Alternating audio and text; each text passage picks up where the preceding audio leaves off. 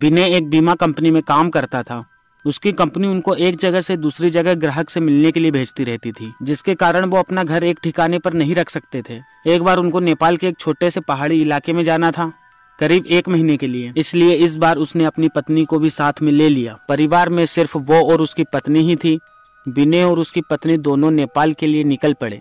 वैसे भी ठंड का मौसम था और नेपाल में ऊपर से बहुत तेज बर्फ पड़ रही थी। वो लोग अपने घर तक पहुंच चुके थे। अपने घर तक पहुंचने के लिए उनको बहुत संघर्ष करना पड़ा, क्योंकि घर छोटे से गांव में एक पहाड़ी इलाके में था, जिसकी वजह से दोनों बहुत थक चुके थे। रात के 12:30 बज चुके थे। जहां वो रह रहे थे वहां दूसरे घर एक दूसरे से बहुत दूर दूर थे। बाहर जोरों से ठंडी हवा और बर्फ गिर रही थी।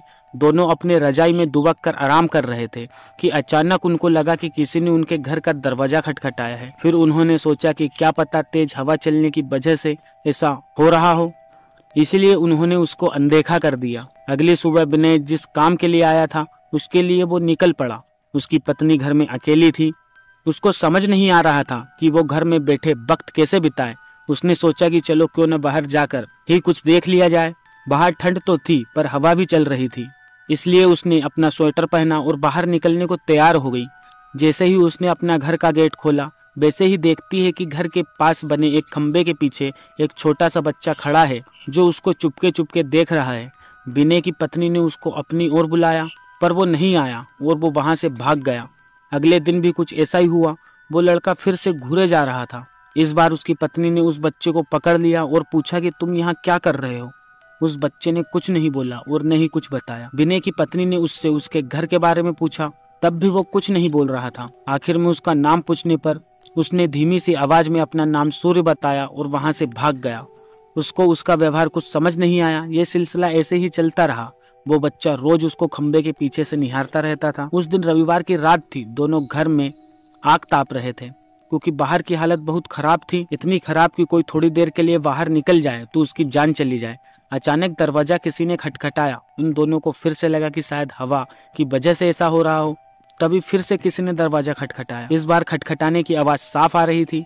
ये आवाज सुनकर दोनों डर गए, क्योंकि इतनी रात को वो भी जान ले लेने वाली ठंड में आखिर कौन हो सकता है। दोनों केवल एक दूसरे को मुंह को देख रहे थे। अचानक दरवाजे के बाहर से धीरे धीरे से रोने की आवाज आने लगी। तभी विनय ने जोर से आवाज में बोला, कौन है बाहर। कुछ देर तक आवाज तो नहीं आई, पर बाद में एक धीमी सी आवाज आई, कृपया करके दरवाजा खोलो, बहुत ठंड है। ये आवाज किसी छोटे से बच्चे की थी। तभी विनय की पत्नी को ये आवाज जानी पहचानी लगी। उसने कहा कि ये तो वही बच्चा है जो रोज घर के बाहर खड़ा रहता था। विनय की पत्नी ने कहा कि हमें उसे अंदर ले आना चाहिए। वो भागते हुए अभी दरवाजे के पास जा ही रही थी कि अचानक उसके घर में फोन की घंटी बजी।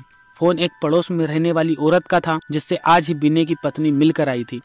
विनय की पत्नी ने फोन उठाया। वहां से उस औरत की आवाज आई, हेलो जी, मैं आपको बताना भूल गई थी कि अगर आपको घर के बाहर से कोई दरवाजा खटखटाने की आवाज आए तो मत खोलना। विनय की पत्नी ने कहा कि अभी मेरे घर के बाहर एक बच्चे की आवाज आ रही है जो दरवाजा खोलने को कह रहा है।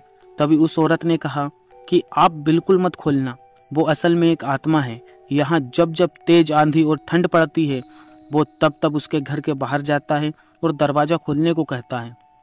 वो ठंड का बहाना बनाता है और दरवाजा खुलवाने की कोशिश करता है। अगर कोई गलती से दरवाजा खोल देता है तो वो अगले दिन बर्फ में दबा हुआ मिलता है। ये सुनते ही जैसे उनके पैरों के नीचे से जमीन खिसक गई हो। वो सोचने लगी कि जो बाहर दरवाजा खटखटा रहा है वो असल में एक आत्मा है।